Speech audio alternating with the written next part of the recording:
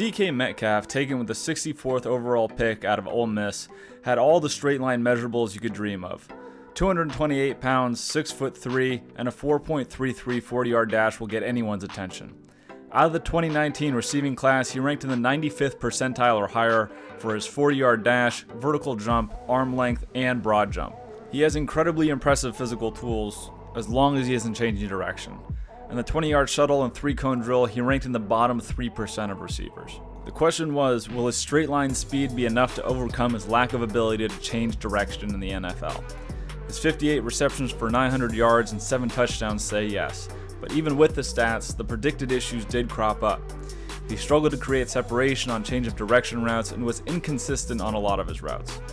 While he progressively got better at running slants, comebacks, and curls, there's still a huge hole in his game that limits the number of targets and receptions he'll get in the future. Can he make a living and be great in the NFL off of slants, fades, and posts? Absolutely. Calvin Johnson was almost unstoppable during his career running those exact same routes. Through his rookie year though, Metcalf struggled to use his large frame to create space for himself on a consistent basis, was surprisingly weak off the line of scrimmage, and struggled with change of direction. However, he attacked the ball in the air once he was already into his route, could turn the hips of defenders with his speed, and began to fine-tune his route tree as the season went on. Let's take a look at some of his strengths and weaknesses from his rookie campaign and project out to his future utility and potential in the Seahawks offense. Metcalf generally runs two types of slants. Either he goes for a no-frills one where he tries to plan and explode off his last step, or he runs them with foot fire at the top. He's significantly better at the one with foot fire because it helps him keep his large frame underneath him.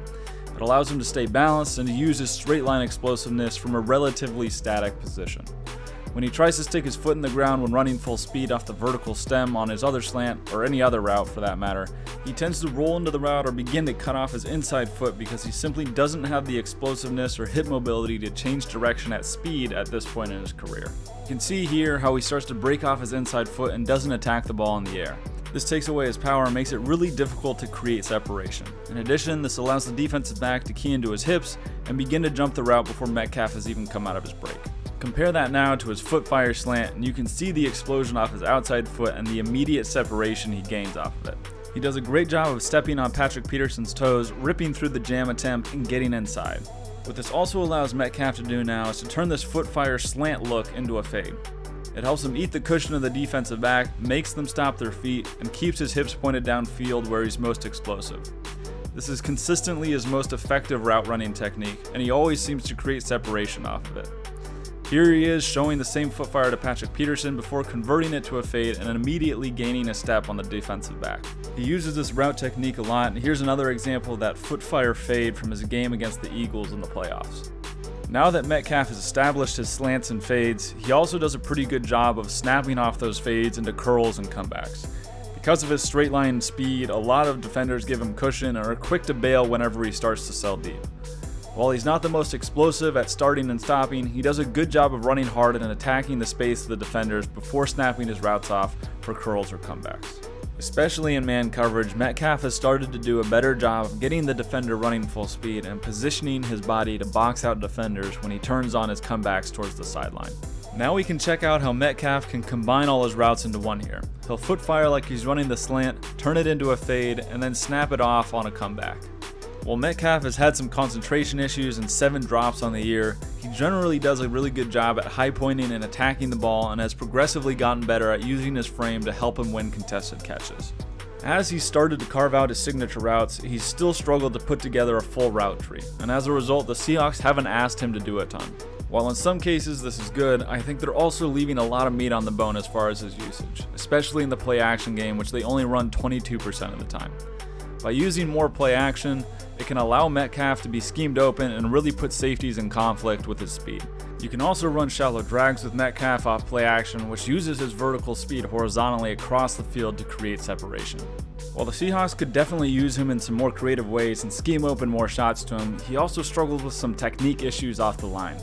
He especially has a tough time with physical corners and jams. You'd think with his size he would win off the pure strength, but defenders consistently get their hands in on him and disrupt his routes even when the defenders are consistently smaller. All in all, for a rookie receiver that was touted for his straight line explosiveness and speed, Metcalf lived up to the bill. He can certainly beat you deep if you don't give him cushion or safety help over the top, and has just enough of a route tree to be able to hold you accountable on the shorter stuff with curls, comebacks, and slants. He's certainly not a polished product though, and I don't see him growing into a receiver with a super diverse route tree. A more dynamic play-action offense might benefit him, but he just doesn't have the short area quickness to beat people with a variety of routes. That being said, the route tree he does have is more than enough to be successful in the NFL. In 7 of the 19 games he played in, he had over 90% of the offensive snaps, so he's certainly going to be on the field more as he goes into his sophomore season, which can lead to more targets, design plays, and opportunities for him to take over the game. If Metcalf can clean up his drops, live off of slants, curls, posts, and fades, and build off his 2019 campaign, he can be an excellent piece of the Seattle offense. With Wilson's deep ball, he can become one of the premier big play receivers in the league and give the Seahawks a legitimate number 1 receiver for years to come. If you liked what you saw, please like and subscribe. It helps us out tremendously. Comment below who you'd like me to analyze next, and make sure to check out our website, weeklyspiral.com, where you can read all our latest content, including a written form of this video with GIFs. You can also find our Patreon and social handles and all that stuff there as well. Until next time, I'm Casey Sully, and I'll see you on the next film breakdown.